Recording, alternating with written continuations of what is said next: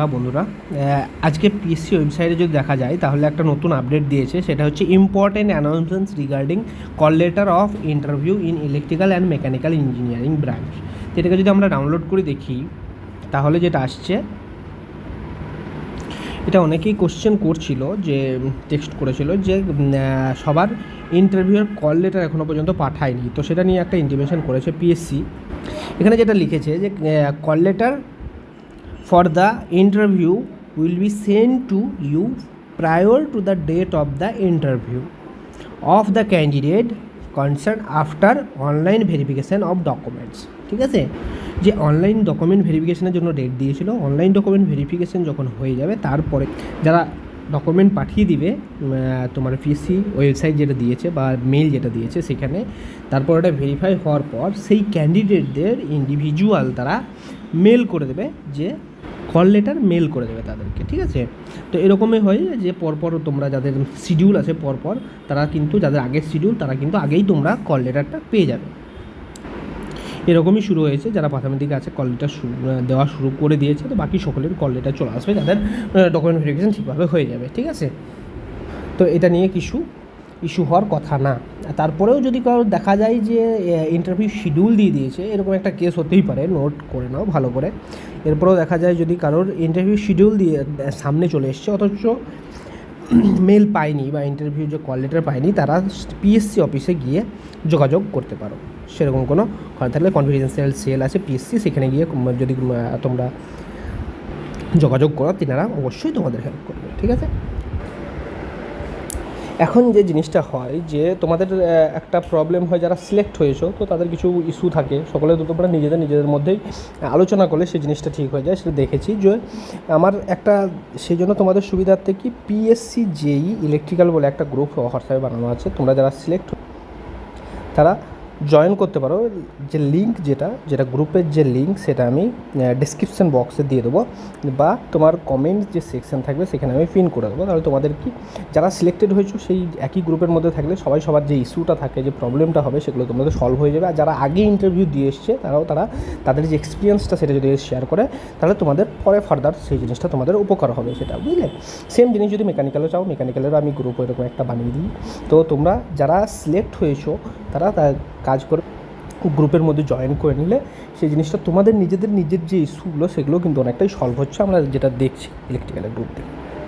এটা তোমাদের নিজের স্বার্থেই, কারণ যারা সিলেক্টেড হয়েছে একসঙ্গে তোমরা একই জায়গায় একটা গ্রুপের মধ্যে থাকলে সেটা তোমাদের সব যে ইস্যুগুলো আছে সেগুলো সলভ হয়ে যাওয়ার খুব স্কোপটা অনেক বেশি। আর যেগুলো আমার দিক থেকে থাকবে হেল্প করা, সেই জিনিসগুলো তোমরা অবশ্যই আস্ক করলে সেগুলো আমরা গ্রুপে অবশ্যই আপডেট দেবো, যতটা আমার দিক থেকে জানার আছে। সেটা ইলেকট্রিক্যাল মেকানিক্যাল দুজনেই বলছি। সিভিল যখন রেজাল্ট বের হবে তখন সিভিলের একটা গ্রুপ বানিয়ে দেবো, এরকম হবে।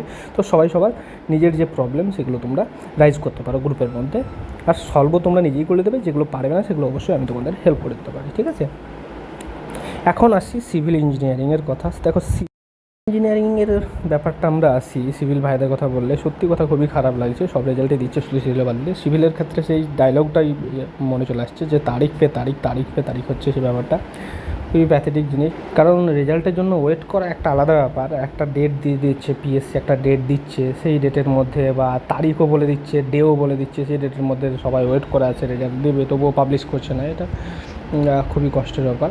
বাট অ্যাকচুয়ালি এটাতে পিএসসির হাতে, যে পিএসসি কী করবে সেটা পিএসসির উপরে ডিপেন্ড করছে, এটা আমি কিছুই করতে পারি না।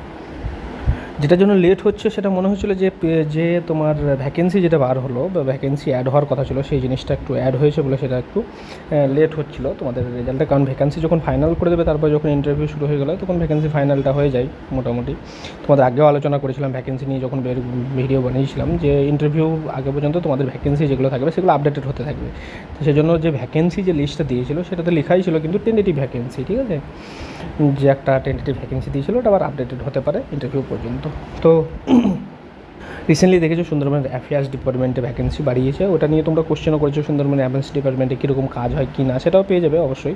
সুন্দরবন অ্যাফেয়ার্স ডিপার্টমেন্ট নিয়ে তোমাদের একটা ভিডিও কিন্তু আমি দিয়ে দেবো, সেটা তোমাদের যে কোশ্চেন যেগুলো অ্যারাইজ করবে ব্রিফলি আমি সেই জিনিসগুলো তোমাদের আলোচনা করে দেবো, সেটা সুবিধা হবে। ঠিক, তো এখন বলতে পারি পিএসসি যেরকম লেটেস্ট আপডেট, দেরি না করে যদি আমরা লেটেস্ট আপডেটের কথা বলি, লেটেস্ট কিছুজন পিএসসি অফিসে গেছিলো, তারা আমাকে কলও করেছিল যে পিএসসি অফিস থেকে এটাই জানিয়েছিল 23-24 তারিখে যে নেক্সট 10 ডেজের মধ্যে তারা রেজাল্ট যেটা সেটা ওয়েবসাইটে আপডেট দিয়ে দেবে, ঠিক আছে, বা আপলোড করে দেবে।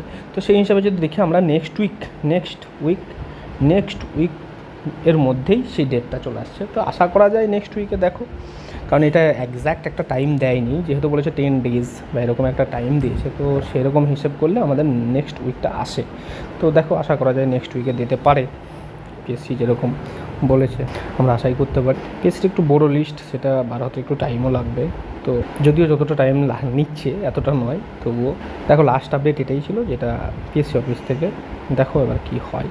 তোমাদের যে প্রিপারেশন সেটা দেখো যেহেতু ইলেকট্রিক্যাল আর মেকানিক্যালের রেজাল্ট বের হয়ে গেছে, তোমাদের যে প্রিপারেশান যেটা আছে তোমরা জানো অলরেডি যে আমাদের প্রিপারেশান ফেজ যেরকম আছে সেটাতে এগিয়ে নিয়ে যাওয়া দরকার। আর তোমরা যারা মার্কস ভালো আছো তাদের তো কোনো চাপই নেই, তোমরা প্রিপারেশান এগিয়ে নিতে পারো। যারা একটু কম মার্কস আছে, বড় লাইনে আছে, তাদের একটু চাপ হবে। তবুও বলবো তোমরা ইন্টারভিউ সকলেই প্রিপারেশান নাও। তো রেজাল্ট আসার পর সেটা তুমি ডিসিশন নেবে। ইন্টারভিউ প্রিপারেশান কিন্তু নেওয়া উচিত যেভাবে তোমাদের চলছে, ঠিক, এটাতে হ্যাম্পার করা উচিত না। হ্যাঁ বুঝি যে বের হবে না করলে একটা মেন্টাল যে স্থিতি সেটা ঠিক থাকে না, বাট তবুও তোমাদেরকে কাম থাকতে হবে, কাম থেকে তোমাদের যে প্রিপারেশানটা সেটা এগিয়ে নিয়ে যেতে হবে, ঠিক আছে। চলো, সবাই সুস্থ থাকো, ভালো থাকো। কারো কোনো কমেন্ট থাকলে অবশ্যই নিচে জানাবে। আর ভিডিও ইনফরমেটিভ লাগলে লাইক করবে, শেয়ার করবে ফ্রেন্ডদের সঙ্গে। আর যদি মনে হয় চ্যানেল থেকে কিছু গেইন করতে পারবে তাহলে সাবস্ক্রাইব করবে।